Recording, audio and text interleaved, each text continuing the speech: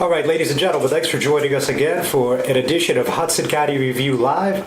I am the most impressive alpha male this side of the Hudson, John R. Haidas. Today we are fortunate enough to be joined by the New Jersey Awakens founder and former Hoboken Housing Authority chairwoman, Dana Wefer. Dana, thanks for having us. Thanks so much for having me on. So, Dana, let's go back, way back when you started politics, a relatively long time ago. So there's not too many people that run for office in their early and mid-20s, but you got out of the gate, out of college, you hit the ground running. So you ran for freeholder twice and then assembly, if I'm not mistaken. So just tell us a little bit about the early days for your political career and why you wanted to get out the gate as quickly as you did. Yeah, so I think I probably have a very idealistic view of how the government ought to work. And so when I was 18 years old, I went to my town council. I said, I'd like to serve on a committee, and they put me on one. So I was civically active for a while before I ran for office. But in 2004, when John Kerry was running for president and lost, it really spurred me to action in a way that I think a lot of people have been spurred to action after Donald Trump being elected. And so Howard Dean was chair of the DNC. He was saying everybody needs to run for office, even in Republican areas. And so I lived in a very Republican area, and I knew that the chances of me winning were really none. But I think that there's a real value to having competitive elections, even in places where it's gerrymandered, even in places where the demographics mean that the opposite political party isn't going to really have a chance. I think that elections are times where we can have debate, and it's really important that all different viewpoints be heard. So I ran for office because I think it's an important civic activity, even if you're not ultimately going to win. All right, fair enough. So now, obviously, you had those experiences, and eventually you decided to move to Hoboken, despite developing a following in Morris County. So when was that? I moved to Hoboken in 2008.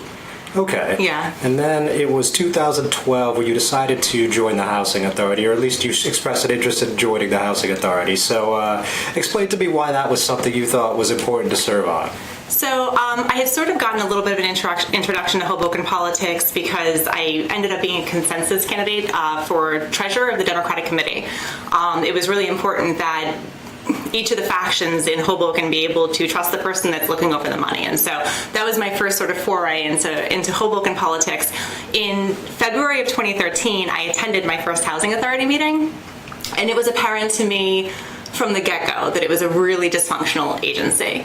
The first meeting that I ever attended was where Charlie Daglian, who was the lawyer there, was advising on his own contract, and HUD ended up issuing a letter like the next month saying that he shouldn't have done that. There was screaming, there was yelling. Whether the board or the executive director was in control wasn't really apparent, even though legally, clearly, the board is supposed to be in control because the executive director is an employee. So once I saw how dysfunctional it was, I decided to keep attending meetings. And my nature is such that when I see a problem, and I think I figured out a way to fix it, I can't really help but pursue that. And so attending the meetings at the Housing Authority through all of 2013, I learned a lot. I saw that there were clear issues with transparency. There were issues in terms of figuring out what the finances were. And I thought, I think I can fix this. So that's why I applied to be a commissioner on the Housing Authority. All right, so as I'm sure you remember, we saw each other there quite a few times back in the day. And those were some exciting meetings. Well, for me, for you, maybe you would use a different word. But the point is, obviously those first few meetings were quite contentious, and it must have been a lot more than you expected, I would assume. Well, I had attended the meetings for a year before, so I was pretty well versed on what to expect from the meetings. I knew that I would be regarded very suspiciously coming in, and I knew that it would take quite a while to earn people's trust there. And so because I knew that I was in for the long haul, and because I knew that I was guided by good principles and by wanting to do the right thing by the Housing Authority, by the taxpayers, and the residents who live there and need that housing to be in good, clean condition, I wasn't really fazed by anything because I felt well prepared and I knew that we were doing the right thing. Okay, so obviously this is under Executive Director Carmelo Garcia, who also ended up being the assemblyman during this time. And if we go back almost 2 years ago to the day, that was when he got terminated. So that 3 years. Okay, 3 years ago, sorry. And obviously that meeting was what it was. It was like quite a show. And then, there's been ongoing litigation ever since. So, just on that aspect, this time frame of the Housing Authority, was there any surprises, anything where you're like, wow, this is just unbelievable. How is this happening? How did this happen? I was really disappointed at how that meeting played out. At the end of the day, we're talking about a government agency. We're talking about a government agency, and the extent to which the duty of a government agency to both administer its purpose and also be part of a thriving democracy, to the extent that it was subverted by politics, was kind of astonishing to me. The meeting was shut down. Me and the other commissioners basically had to hide in the basement while the police got the situation under control. And the reason that happened was because one person ginned everybody up with lies and used politics to advance their own political purposes. Frankly, I think that's what was going on at the Housing Authority all along. But if you look at the videos from that termination hearing and you see what the commissioners had to stand up against in order to do the right thing, you can really see how an individual can twist politics to achieve what they want to do in government, even if it's a bad thing, even if it's the wrong thing, and even if it's ultimately to the detriment of the people that are supposed to be served. So that was kind of astonishing to me. But I have to say, over the next several years, there was a lot that went on after we terminated Carmelo Garcia. That was only 3 months of my entire tenureship of the 3 years as chair. Oh yeah, we're just getting started. Okay. So that was pretty surprising to me. All right, understandably so. Now, obviously, it's still in litigation, like I said, and as you clearly know. But is there anything you could say about that? Are you miffed, annoyed, anything? Just the fact this is still happening this long after the fact? Yeah, so I think that the litigation against the Housing Authority, the litigation against the individual commissioners fall comfortably within the rubric of what's called a SLAPP suit, a strategic lawsuit against public participation.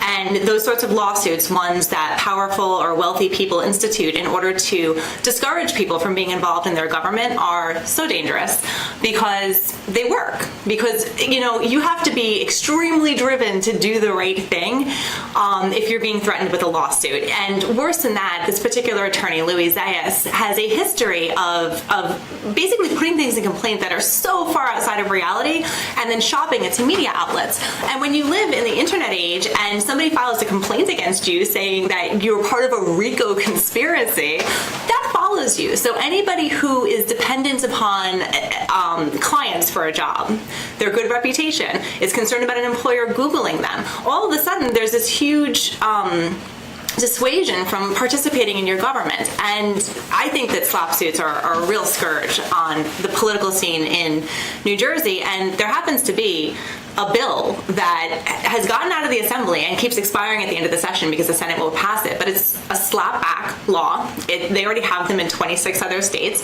And what it would do was allow activists who are victims of these SLAPP suits to get rid of them at the early stage, to clear their name and to get attorney's fees for that. It's a very good government reform, and it's disappointing to me that the Senate won't pass it. So you're telling me you're not part of a criminal enterprise? I'm not. I know that you would never guess. I totally look nefarious, but no criminal enterprises. Well, that's a letdown. But, all right. It would be a more interesting interview if I were. Yeah, the facts are what they are, though, right? So, okay. So, that's interesting insight, though, on the SLAPP suit. I don't think the average person is aware of that. So, something to put into perspective. It's a powerful tool to shut dissent down. Yeah. So, with that in mind, so now obviously Carmelo is no longer the director. You're still on the board, and they bring in an interim director, Bob Davidson, who's of course the executive director in West New York and Weehawken, and it has been for a very long time. I couldn't even tell you how many years without looking it up. So, tell me about that experience. I believe he wasn't there for terribly long, but he was there for exactly 1 year. If he had had his way, I think he'd still be there.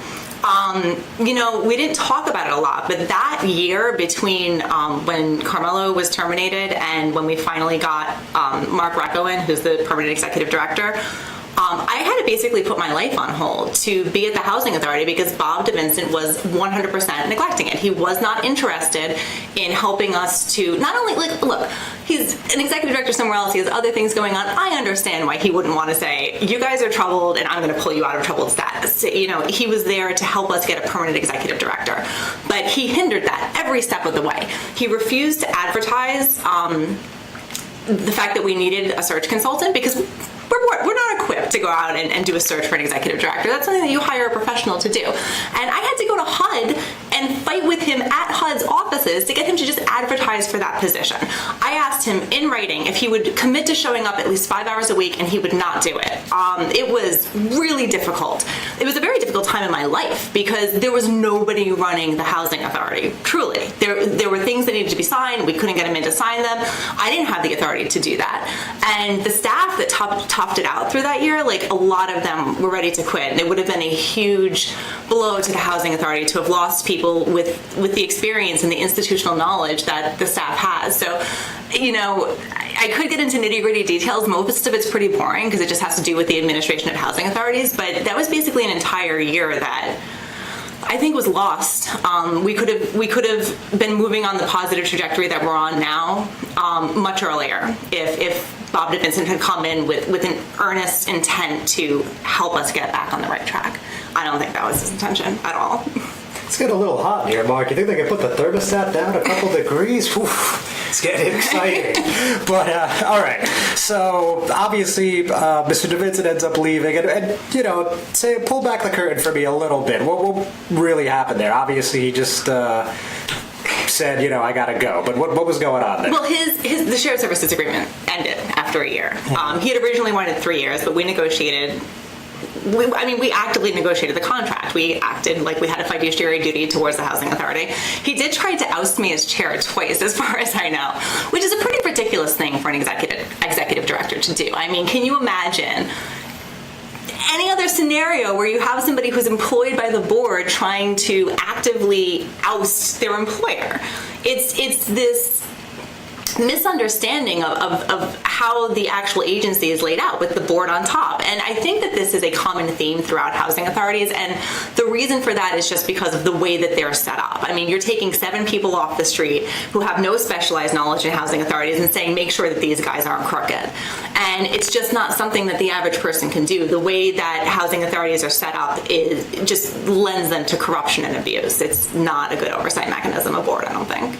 So you think this is common, relatively speaking, in New Jersey? It's not just New Jersey. It's across the country. Housing authorities are particularly prone towards corruption because they are so highly regulated. You have to know federal law, federal regulation, state law, state regulation. In addition to that, there's all sorts of circulars that HUD issues that you have to be on top of.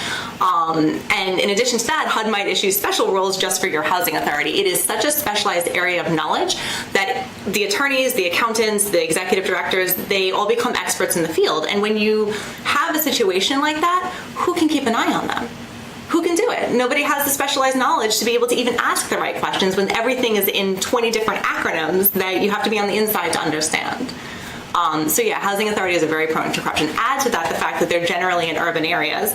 There's an enormous amount of money, and the boards are appointed by inherently political entity, and you've just got a recipe for abuse.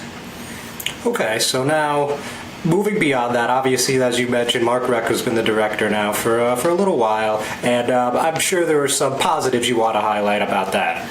You know what Mark is doing? He's doing everything that I would imagine an executive director would do. And because Mark is an expert in his field, because he has 30 years of experience, the board can step back. And not have to micromanage things, which is the way it ought to be, because the board is supposed to be setting policy and the executive director is supposed to administer the policy set by the board. And the board, to a certain degree, has to rely on the executive director's advice concerning policy as well, because they're experienced. So, you know, Mark is doing, I think, an excellent job. It's difficult to highlight all of it because it has been so much. He's been there just over a year, and he's really turned the place around to a large degree, but he walked into a situation where the housing authority was troubled, so there's a long way to go. The housing stock is very old. There's going to be some things coming up in the housing authority that I think they're going to really require a town-wide effort and attention, and the residents of the Housing Authority are going to need the support and advocacy of everyone in the city. The community needs to come together. About just the quality of life issues, I've been to a few meetings, as we know. People were talking about, urine and feces in the elevator and otherwhere on the premises, the elevators being broken, doors being broken into. I mean, do you think those problems have largely been remedied? Yeah, they definitely have. So what Mark did was he hired a very experienced maintenance director. This is a guy, once again, who built his career in housing. So these aren't, typically what we've seen in the past of the housing authorities are, patronage positions, right? Oh, we have a maintenance director. Well, I know a guy that's worked in plumbing, so let's give him that job. Patronage in Hudson County? Are you sure? But the thing is, look, you really have to know how to manage property. It's not something that you can just give to your buddy. This is a skill set that needs to be developed. It's a knowledge base that you need to learn, and the only way you do that is by practicing in that field for an extended period of time. It's not something that you can learn by taking some classes. So Mark himself fits that mold, and he's brought in other people that fit that mold as well, people who have careers dedicated to housing authorities. The maintenance director, he just knows what he's doing. And so he's been able to organize the staff and also get the resources that are needed in order to attack that low-hanging fruit. There's much bigger hanging fruit and higher up that things like the elevators are very old. We've gotten much better at, when I first got into the Housing Authority in August 2014, the elevator company was not responding to our calls because we owed them over $200,000. So they were just elevators down, and there was nothing you could do about it. Same thing with the locksmith. There were people that didn't have keys because the locksmith stopped working for us because they were owed so much money. So it was bad when we first got in there. So in terms of we have two elevator companies on contract now. So when the elevator goes down, we're good at being able to get it fixed. Now the elevators still go down a lot. So you got to get money in. But that's another thing that Mark has been really good at, is aggressively pursuing grants to bring into the Housing Authority. I know that there's about $10 million that is almost definitely going to come in sometime in the next year, that's going to allow us to replace all of our elevators, all of our roofs, all of our boilers. Massive infrastructure changes that are going to save a lot of money in maintenance that we can reinvest it into the community in a better way than just putting Band-Aids on things, and also really make a difference in the quality of life for people, because their roofs won't be crap and there won't be mold forming because the windows are terrible. But I think for a year, the progress that's been made has been tremendous, and I do think a lot of those low-hanging fruit issues have been remedied. Very good. So now, it was only 8 days ago when you had your last meeting, so you've had a little time to reflect, not a lot, but just when you're taking a step back and looking at it all, what are you thinking about? What's crossing your mind, obviously, that we haven't spoke about yet? Anything else? It's a lot. I'm actually still trying to process it a lot of myself, because I think of it in different phases. There's the phase where we had to get in and get control of the Housing Authority. That was the short phase. And then Bob DeVincent, which there's so much for me to unpack there because it was really such a difficult time. And then Mark getting in. And that's sort of, when I think about it, I think it's sort of a sunny, happy time, because we really turned a corner just getting him in. I will say that what we did at the Housing Authority and what I did at the Housing Authority leading other people is the biggest accomplishment of my life. I'm really proud of it, and I think that what I did made a real difference in the lives of people. And I don't know what more you can want to accomplish in life than make other people's lives better through your work. So I'm really proud of it. Okay, so with all that said about the HHA, let's talk a little bit about New Jersey Awakens. This is a relatively new organization, founded in light of the presidential election. So tell us a little about that. So New Jersey Awakens has, its purpose and its philosophy has sort of changed as I have, because I've really undergone something of a change in my worldview since Donald Trump got elected. For those that don't know, I've been a Democratic activist for 15 years. I obviously ran for office 3 times as a Democrat in races that I couldn't possibly expect to win. I founded the Hoboken Democratic Social Club. I did all sorts of Democratic activist things. And, I actually worked for Hillary Clinton. We had phone banks in Hoboken. We were trying to organize buses out to Pennsylvania and coordinated with the campaign to do that.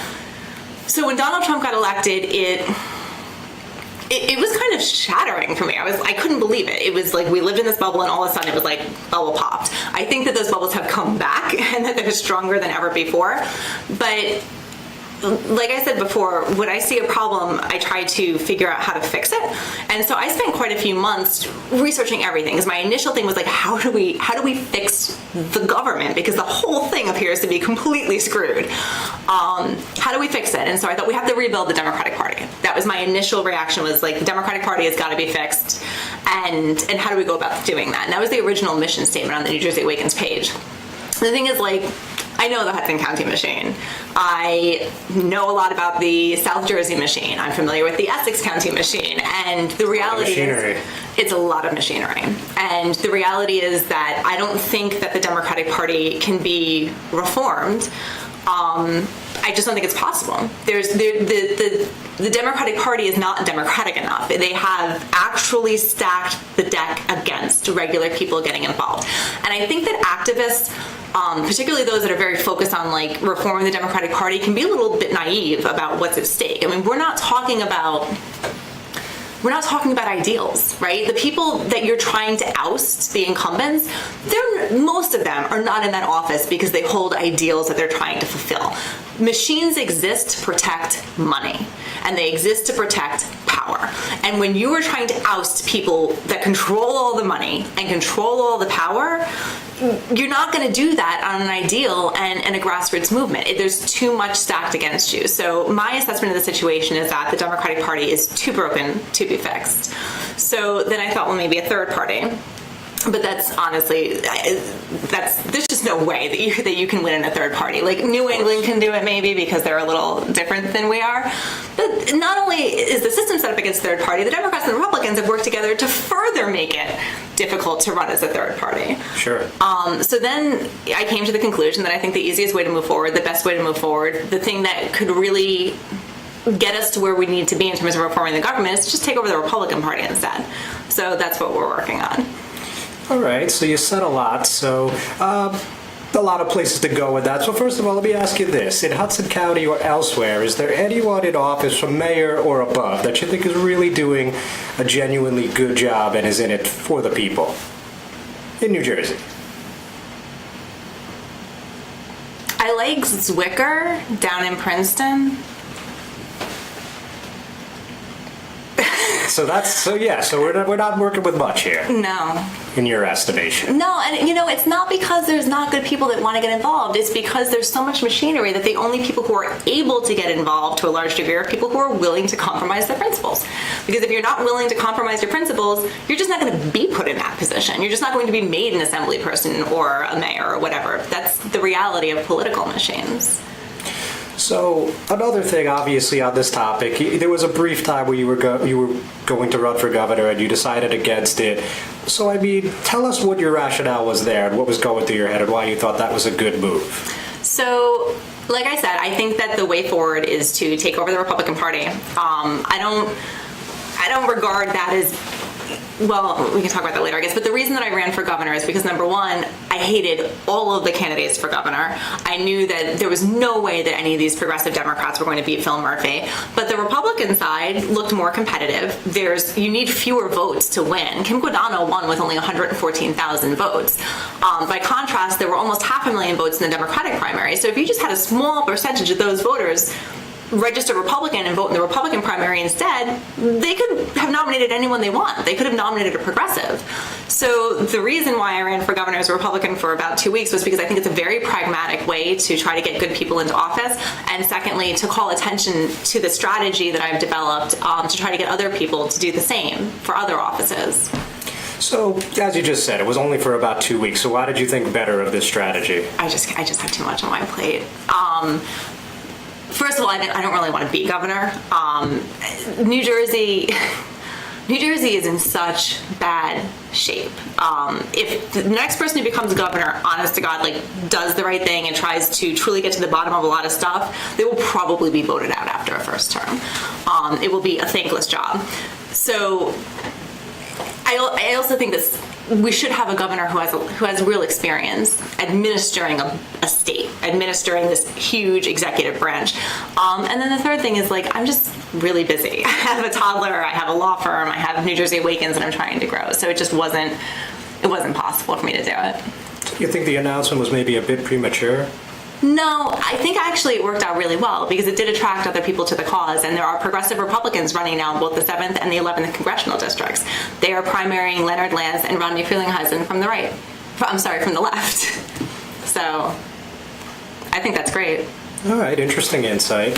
So, on November 7th, do you, as it is today, I mean, obviously there's plenty of time to decide. Do you think you're going to vote in that election? I will definitely vote in the election. I will definitely sign my name on the sheet. What I do when I get into the booth, I don't know yet.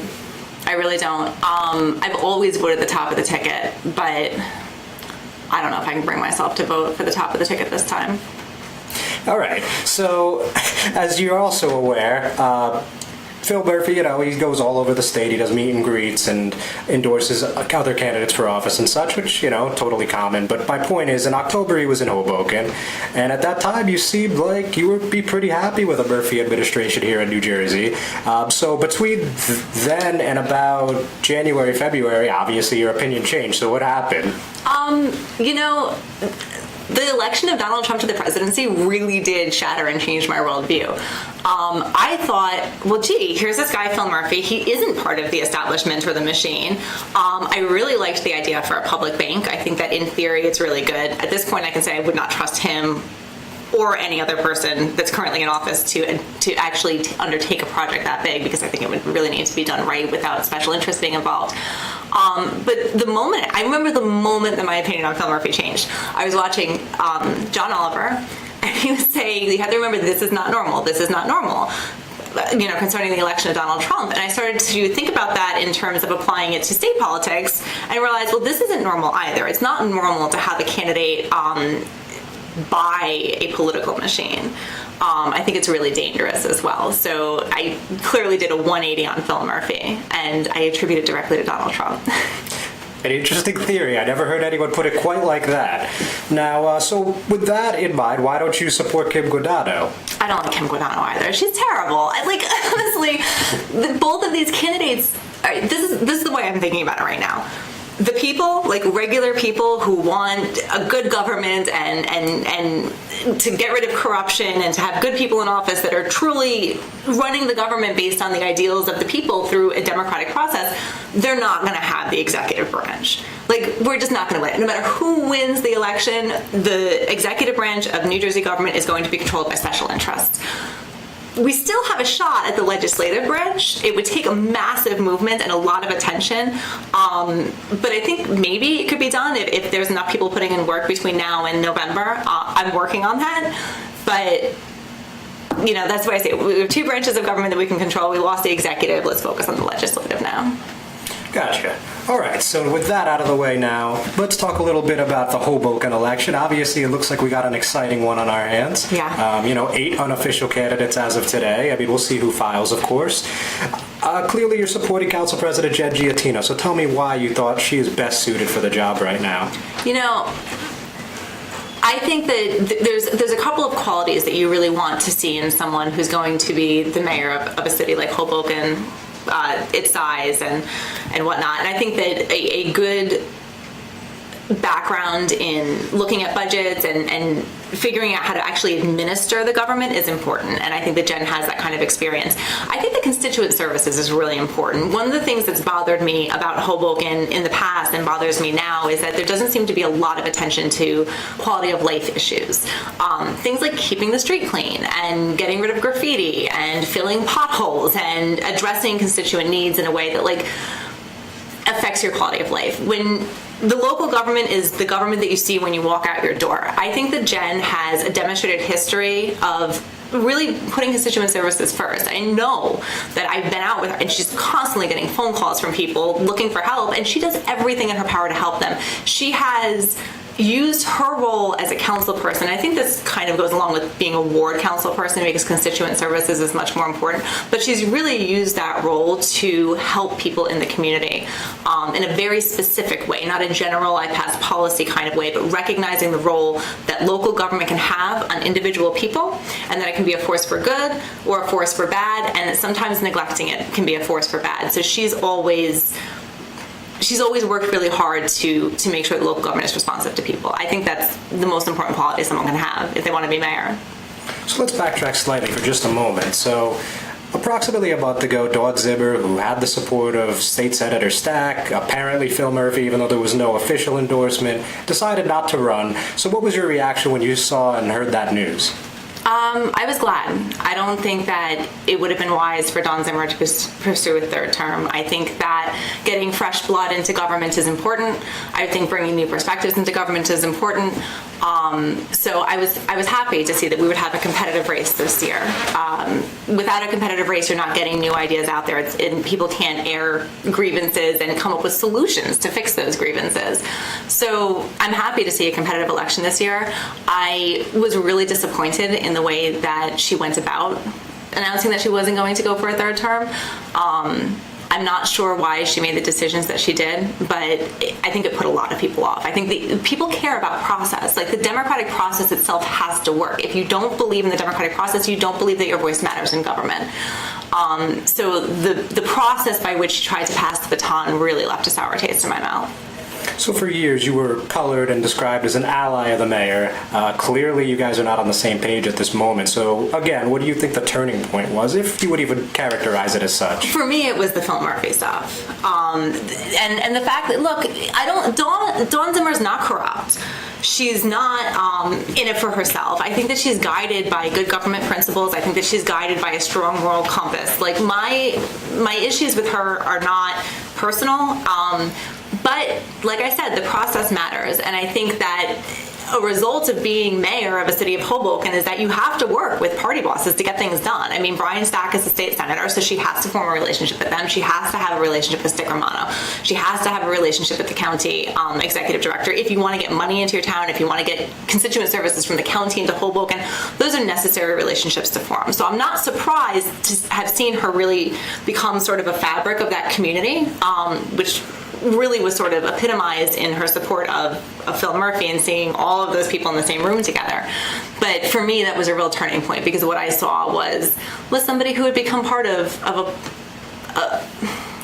a process that I think is inherently harmful to democracy and to the people. All right.